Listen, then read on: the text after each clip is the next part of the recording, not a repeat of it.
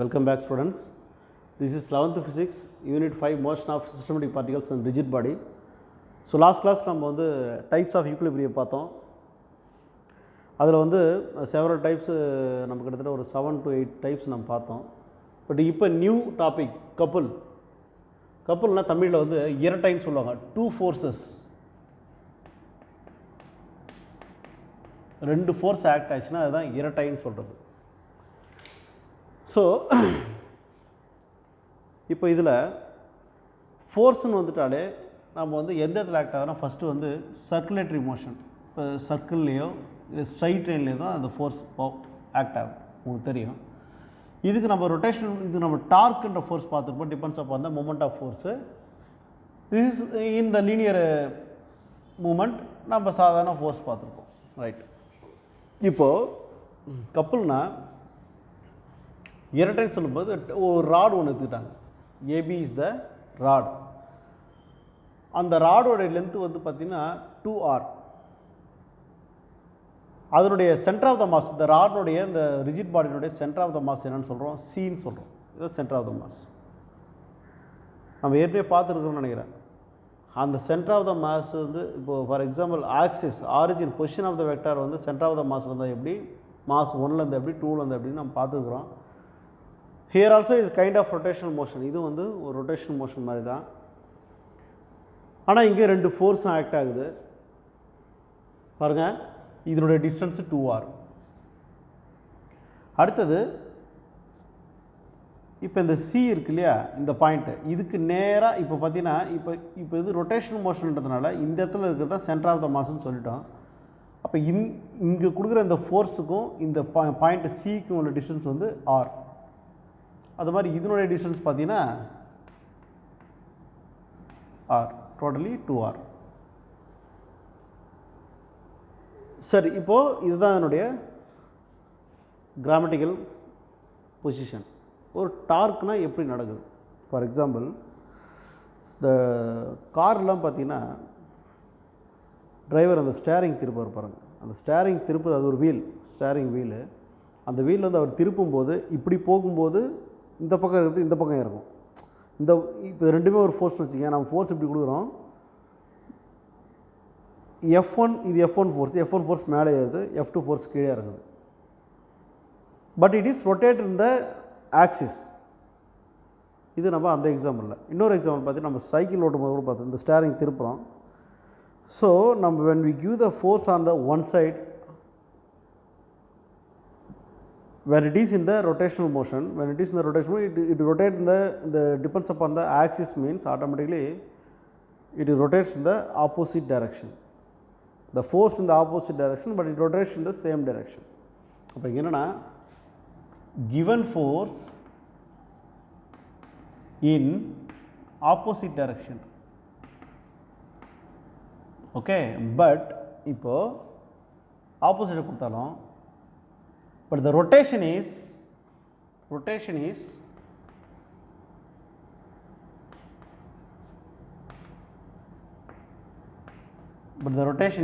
same direction.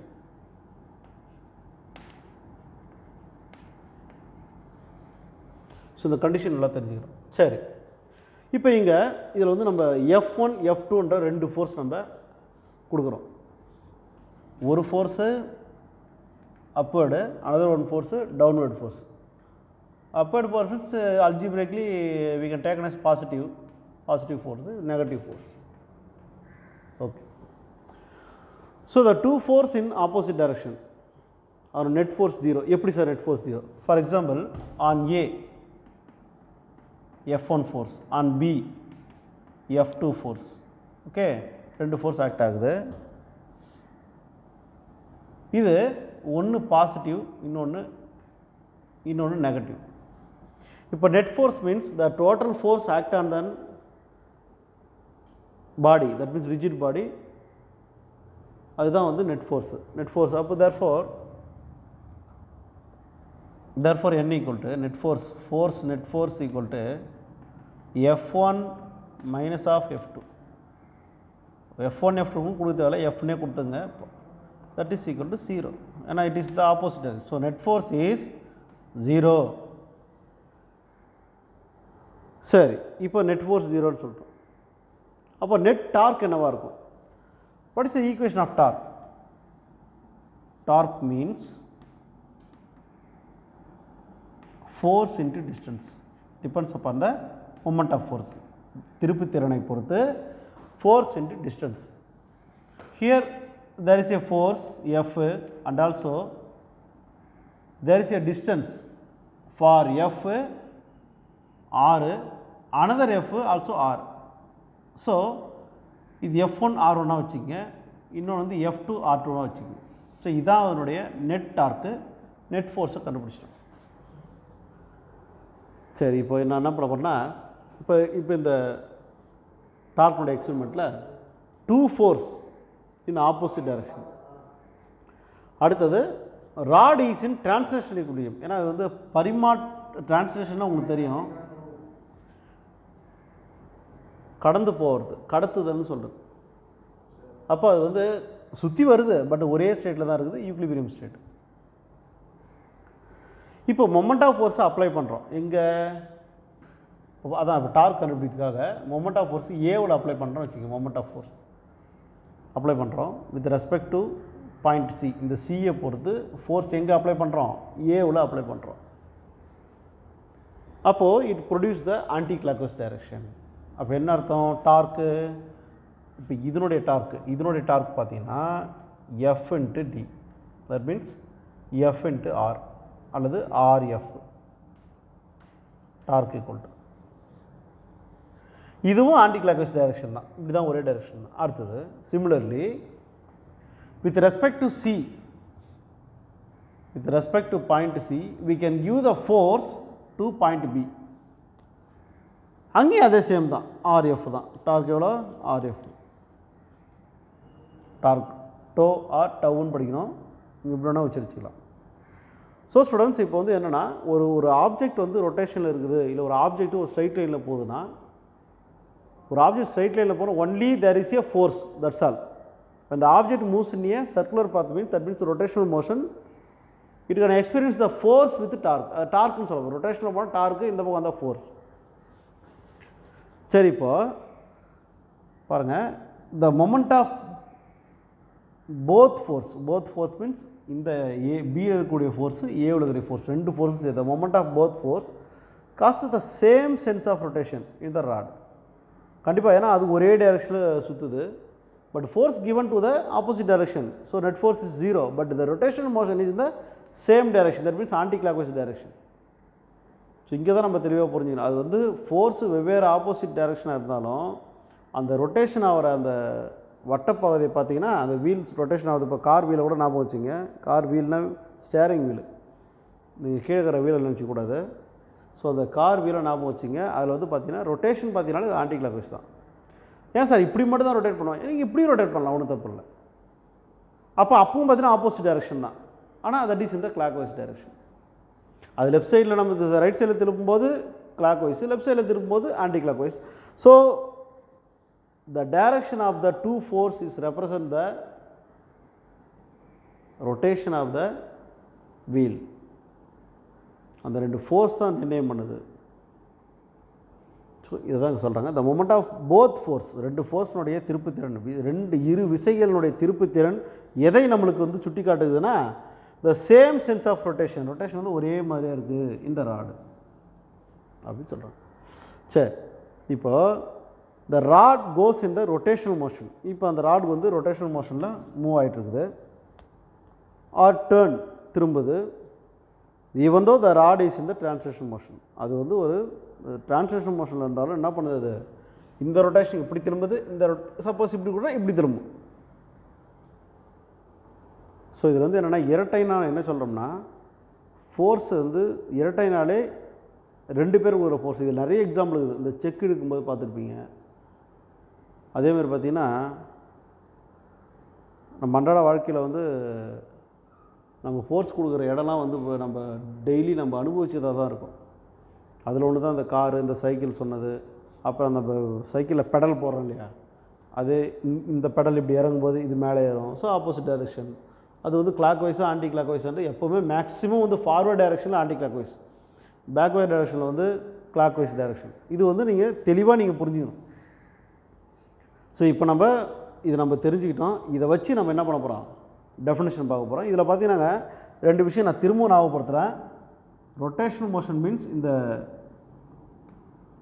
டவுனா நான் தெரிஞ்சுக்கணும். இந்த ஃபோர்ஸ் இதனுடைய நெட் ஃபோர்ஸ், அடுத்தது ஃபோர்ஸுடைய நெட்டு, டார்க்னுடைய நெட்டு, ஃபோர்ஸுடைய நெட்டு. ஸோ இந்த விஷயத்தை நம்ம தெளிவாக புரிஞ்சிக்கினாலே நம்ம கண்டிஷன் வந்து என்ன கண்டிஷன் ஃபைனலாக வரும், force in opposite direction but rotation in anti clockwise moment in couple. ஆமாம் வச்சு அடுத்தது definition. A pair of force பாருங்கள், இப்படி தான் டெஃபினேஷன். வாட் இஸ் கப்புள் அப்படின்னு கேட்டாங்கன்னா நான் இதை தான் எழுதணும். A pair of force which are equal in the magnitude. ரெண்டு ஃபோர்ஸ் கொடுக்குறோம், அந்த ரெண்டு ஃபோர்ஸும் அதனுடைய அளவில் கொடுக்குற வேல்யூவில் மேக்னிடியூடில் ஈக்குவலாக கொடுக்கணும். இப்போ இங்கே 10 நியூட்டன் கொடுக்கணும், இங்கே 10 நியூட்டன் கொடுக்கணும். இங்கே 100 கொடுக்கணும்னா இங்கே 100 கொடுக்கணும். ஓகே, அடுத்தது but in opposite direction. But we give the force இந்த ஆப்போசிட் 2 ஃபோர்ஸ் கொடுக்குறோம், அது வந்து ஆப்போசிட் டைரக்ஷனில் கொடுக்குறோம். அடுத்தது அது same force that is separated by a perpendicular distance. Perpendicular distance இது இப்படி போகுது, இது டிஸ்டன்ஸ் நல்லா கவனிச்சிங்க. இந்த ஃபோர்ஸ் இந்த டைரக்ஷன் இருக்குது, டிஸ்டன்ஸ் இப்படி இருக்குது, இந்த ராடோட டிஸ்டன்ஸ் இப்படி. ஸோ அதோட perpendicular distance. So the lines of action, அந்த பர்பெண்டிகுலர் டிஸ்டன்ஸ் அதோட ஆக்ஷன் இருக்குது பார்த்தியா, the lines of action do not coincide that causes a turning effect is called the couple. அந்த ஆக்ஷன் வந்து கோயின்சைடே ஆகாது, இது ஒரு பக்கம் நடக்கும், இது ஒரு பக்கம் நடக்கும். அப்படி நடக்கும்போது ஒரு டேர்னிங் மோஷன் வரும், அந்த டேர்னிங் எஃபெக்ட் தான் கப்புல்னு சொல்லுது. அப்போ இரட்டை என்பது தெளிவாக சொல்லுது, தமிழில் தெளிவாக சொல்லணும்னா இரட்டை என்பது இரு விசைகள், சமமான விசைகள் வெவ்வேறு திசையில் நம்ம கொடுக்கணும். we can give the force in the different direction and also there is a perpendicular distance from the center of the object, center of the rigid body. Okay, so இதுதான் வந்து கப்புள். இது 2 மார்க்கில் கேட்பாங்க. ஸோ இதுக்கு நம்ம day to day லைஃப்பில் நிறைய examples நம்ம பார்த்துருக்குறோம் கப்புள். இப்போ நான் சொன்னேன் இல்லையா, அதுதான். சரி, இப்போ இதில் வந்து இதை வச்சு ஒரு கன்க்ளூஷன் பாருங்களேன். இப்போ there are cases in which the 2 force many not cancel each other. அப்போது நிறைய எக்ஸாம்பிள்ஸ் இருக்குது. என்ன எக்ஸாம்பிள்னா, in which the 2 force may not cancel each other. அந்த ரெண்டு ஃபோர்ஸும் அதனுடைய டைரக்ஷன்லேருந்து அதை வெளியேற்றிக்காது. ஓகே, இப்போ the 2 force are not equal. இப்போ ரெண்டு ஃபோர்ஸ் ஈக்குவல் இல்லை அப்படின்னா என்ன ஆகுனா, அது direction of the forces is not exactly opposite. மொத்தத்தில் இந்த ரெண்டு ஃபோர்ஸ் கொடுக்குறாங்க, அந்த ரெண்டு ஃபோர்ஸ் வந்து ஈக்குவலாகவும் இல்லை, அதனோட டைரக்ஷன் வந்து கரெக்டாக ஆப்போசிட்லேயும் இல்லை அப்படின்னா then the body have both translational and rotational. ஒன்றும் இல்லை, இப்போ வந்து ரெண்டு ஃபோர்ஸுமே இப்படி கொடுக்கணும்னா அது சுற்றிட்டே வரும்போது இங்கே கம்மியாக கொடுக்குறான், இவன் ஃபோர்ஸ் வேகமாக கொடுக்குறான், அந்த பொருள் நகர ஆரம்பிக்கும், அந்த இடத்தை விட்டு நகர ஆரம்பிக்கும். அப்போ நகராமல் சுற்றி வந்தால் அது கப்புள். அப்போ ஃபோர்ஸ் ஆப்போசிட் சைடில் இருந்தாலும் சரி, எக்ஸாக்ட்லி ஆப்போசிட்டில் இருந்தாலும் சரி, இது இப்படியே நிற்கிது, இது கம்மியாக கொடுக்குறோன்னா இது அதிகமாக கொடுக்குறோன்னா இட் கேன் பி ஆட்டோமேட்டிக்லி அது என்ன பண்ணால் சுத்தாமல் தள்ளி வர ஆரம்பிக்கும். ஸோ இங்கே வந்து நீங்கள் கப்புல்னால் என்னென்னு டேரெக்டாக வந்து நம்மளுக்கு எக்ஸ்ப்ளனேஷன் கொடுத்துட்டு அது ஒரு கண்டிஷன் கொடுக்குறாங்க. சப்போஸ் அதோடைய ஃபோர்ஸ் ஆப்போசிட் டைரக்ஷனில் இருந்தாலும் சரியான ஆப்போசிட்டில் இல்லை, அது ஈக்குவல் ஃபோர்ஸாக இல்லை அப்படின்னாலும் ஆட்டோமேட்டிக்காக அங்கே ரெண்டுமே இங்கே ரொட்டேஷனல் மோஷன் மட்டும்தான் நடக்கும். ஈக்குவல் ஃபோர்ஸ்னால் கண்டிஷன் புரிஞ்சுக்கணும். In couple equal force given means automatically it is இந்த ரொட்டேஷனல் மோஷன். டிரான்ஸ்லேஷனல் மோஷன் எப்போ வரும்னு சொன்னால் அதனுடைய ஏதாவது ஒரு ஃபோர்ஸ் அதிகமாகி ஒரு டைரக்ஷன் வந்து சில ஆப்போசிட்டில் அந்த சரியான ஆப்போசிட் சைடில் இல்லாமல் இருக்கும்போது அதனுடைய இடத்துலேருந்து இடம்பெயர்த்துக்கு வாய்ப்புகள் உண்டு. அதனால தான் டிரான்ஸ்லேஷன் மோஷன் இருக்கும், ரொட்டேஷன். இது ஒரு கண்டிஷன் 1 மார்க்கில் கேட்க வாய்ப்பு இருக்குது. ஒரு வேளை ரெண்டு ஃபோர்ஸ் ஈக்குவலாக இல்லை, அந்த டைரக்ஷனு கொஞ்சம் மாறி போயிருக்குது, அப்படி இருக்கும்போது அந்த ஆப்ஜெக்ட் என்னவாக இருக்கும், ரெண்டுமே both translation and rotational motion. So இது வந்து எக்ஸ்பிளைன் த டார்க்குன்னு கூட எக்ஸ்பிளைன் த கப்புள்னு கூட கேட்கலாம். அப்படி கேட்டால் டெஃபினேஷன் எழுதி இந்த டயக்ராம் போட்டு நீங்கள் எக்ஸ்பிளைன் பண்ணணும். இந்த நோட்டு இதெல்லாம் வந்து நீங்கள் கண்டிஷன் சொல்லணும்னு அவசியம் கிடையாது, இதோட முடிச்சுட்டா போதும். சப்போஸ் வாட் இஸ் கப்புள் அப்படின்னு கேட்டாங்கன்னா நீங்கள் அந்த டெஃபினேஷன் மட்டும் எதனா மட்டும் போதும். தேங்க்யூ ஃபார் வாட்சிங் திஸ் வீடியோ. Thank you children.